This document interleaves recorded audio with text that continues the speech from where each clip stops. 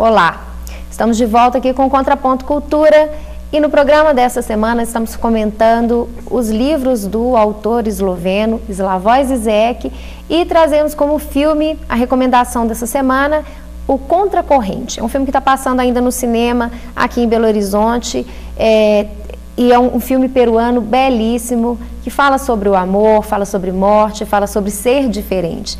E eu queria recomendar esse filme para os nossos telespectadores e falar um pouco sobre essa história, né? Zé Luiz, peço para você contar um pouquinho da história para a gente poder puxar os temas que são aqui riquíssimos dentro do filme, né, que traz uma série de debates para a gente poder falar um pouco sobre isso. Pois é, resumindo a história, belíssima, né, um filme de extrema sensibilidade, ela é passada numa vila de pescadores no Peru, né, no Pacífico ali, e a história de um pescador, né, que mora nessa vila, né, casado, a mulher começa o filme, está grávida, depois o neném nasce, né, durante a história do filme, e tem um outro rapaz que está morando lá, que parece de uma família, né, rica, né, com mais recursos, e que foi lá na casa, tipo uma casa de praia, né, simples, né? E está lá pintando, ele é pintor, ele é artista e está morando nessa vila.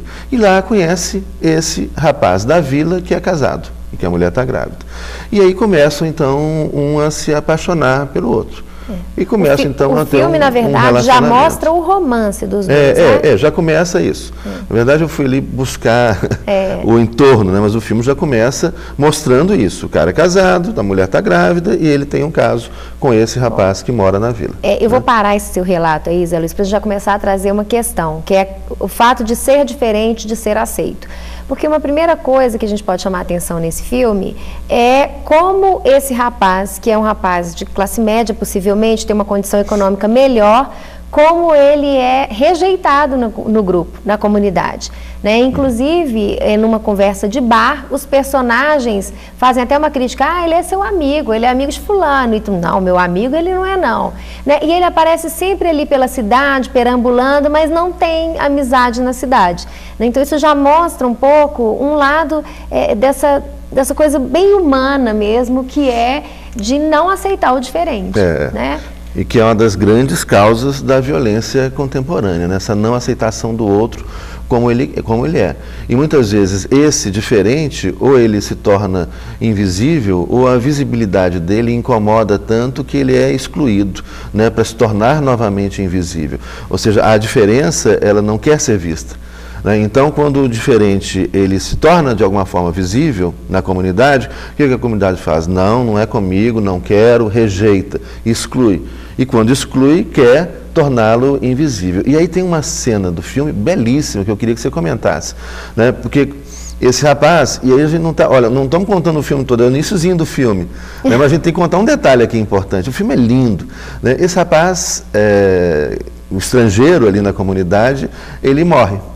Né? E aí tem uma cena, pode contar isso? Pode, né? Não, eu acho que pode, porque a finalidade do programa não é a gente guardar segredo, nem fazer propaganda do filme, mas comentar o filme, tá certo. O nosso objetivo aqui é discutir as questões que estão por detrás da história. Então pronto, então vou contar. Está liberado, professor. Então o rapaz morre, afogado, e só que ele aparece para o amante dele, né? O amante dele vê, mas ninguém mais da comunidade vê.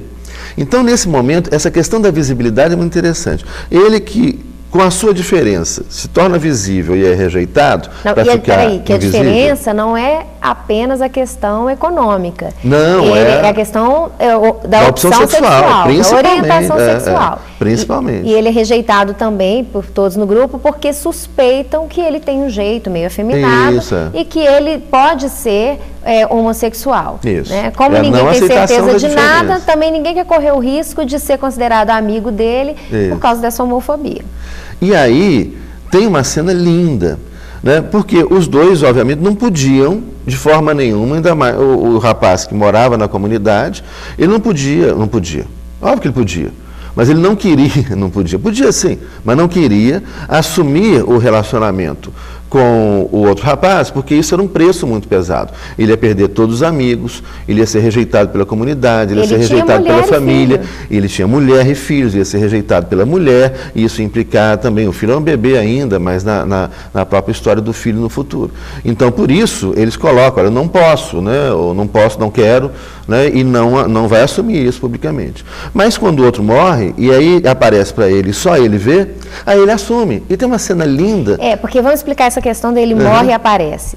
A história do filme se passa com um diálogo permanente entre os dois personagens principais, que é o casal que tem um relacionamento, e no começo do filme, o estrangeiro, né, ele morre, mas ele continua aparecendo, mas só pode ser visto pelo seu amor. Isso. Ele só pode ser visto pelo seu amor. Então isso acaba virando uma libertação para aquele que ama e tem que esconder. Então ele começa a conviver com o seu amado, mas ele consegue conviver livre porque o seu amado não é visto, só ele tem acesso a imagem dele. E tem aquela cena que está passeando na praia, né, mas em frente às casas, né, e que ele está do lado do amado, e eles dão a mão. E aí a comunidade toda olhando, como não vê o amante, né, ele está andando de mão dada, né, e cumprimenta todo mundo, oi fulano, tudo bom, e andando de mão dada, feliz da vida. Né? E é muito porque na verdade era o que ele gostaria de viver. Lógico. Né? Mas isso só é possível quando o outro é invisível. Quando o outro é invisível. E como que é justamente isso, essa visibilidade, eu acho que essa é uma primeira mensagem muito legal do filme. Essa visibilidade, né, da diferença nas sociedades modernas incomoda muito. E as pessoas, e é uma das principais causas da violência. Né? A gente estava falando de violência simbólica, violência subjetiva, etc.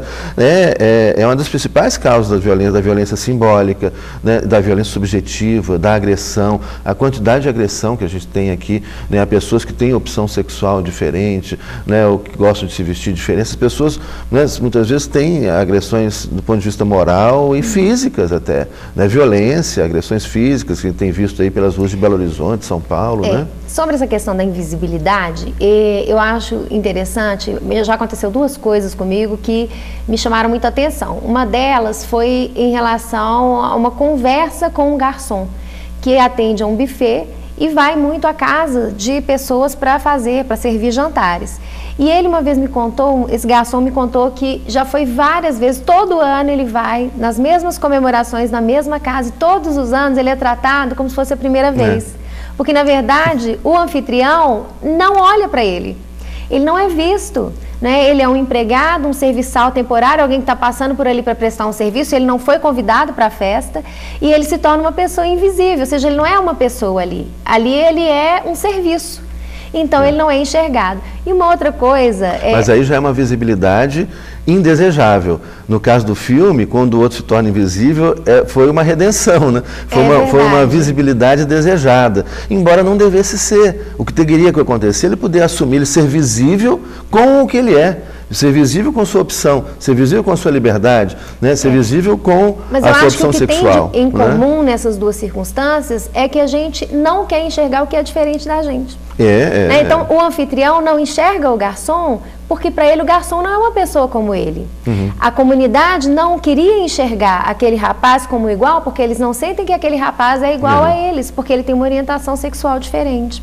Né? A outra experiência que eu tive foi frequentando lá o consultório do meu analista. Já tinha uns 4, 5 meses que eu frequentava ali o prédio uma vez por semana, e todas as vezes que eu chegava na portaria eu era abordada e questionada sobre para onde eu ia. Aí foi você que ficou invisível. Aí eu me tornei invisível, exatamente. Inclusive... É bom ser invisível? Não, não é bom, incomoda muito. Mas depois eu acabei ficando amiga do porteiro, ele disse que assiste o programa, e depois que ele me viu na televisão, ele falou, você é a moça da televisão. Eu falei, não, sou a moça dos 4 meses de análise aqui no prédio, que você pergunta toda vez para onde eu vou. Mas você está querendo muito do porteiro, né?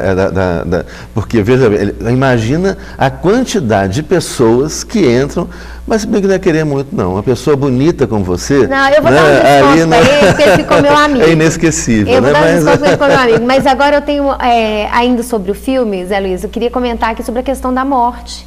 né? A forma como a morte é vista, porque é um outro detalhe do filme, uma cultura diferente em relação à vida após a morte, né? Ou o que vem depois da morte. E eles têm uma tradição de entregar o corpo ao mar para libertar a alma da pessoa, para ela não ficar presa a essa vida. E é uma coisa muito interessante nessa história, porque justamente essa cultura sobre a morte vai colocar o protagonista da história num dilema, que é, se ele realiza esse ritual e libera a alma do seu amado, ele vai perder esse amor.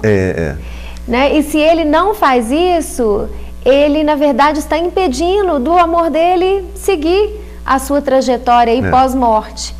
Então, ele vive esse dilema, olha, será que eu vivo aqui agora esse meu amor? Porque agora eu estou conseguindo viver esse amor, esse romance. Mas aí prende o espírito dele aqui, né? Ou eu dou a liberdade para esse meu amor. Eu amo tanto que eu vou permiti-lo ser livre, né? Livre dessa vida, desse corpo, desse plano.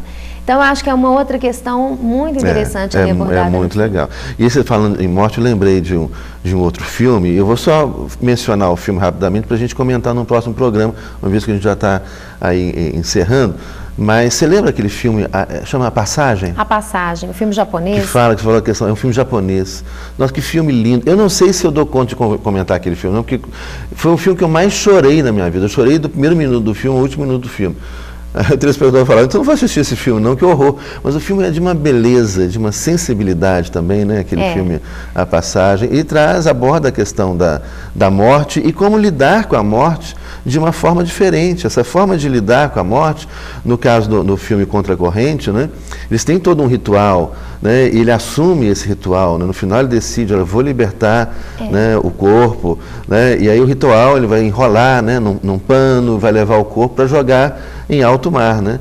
Ele faz esse ritual, a família do rapaz queria levá-lo para ser enterrado, né, na sua cidade de origem, onde a família do rapaz vive, e ele convence, ele fala, não, eu devo isso, né, a ele, eu preciso libertar o espírito dele desse mundo material, para que ele possa viver novas experiências, assume isso diante da esposa, né, e aí vem o amor da esposa tão bonito, né, porque ali o filme também fala de diversas formas de amar, né? Eu até coloquei no Facebook, lá na minha página, no meu comentário sobre o filme, que é um filme que fala de morte, fala sobre ser diferente, sobre nadar contra a corrente, mas é sobretudo um filme que fala de amor.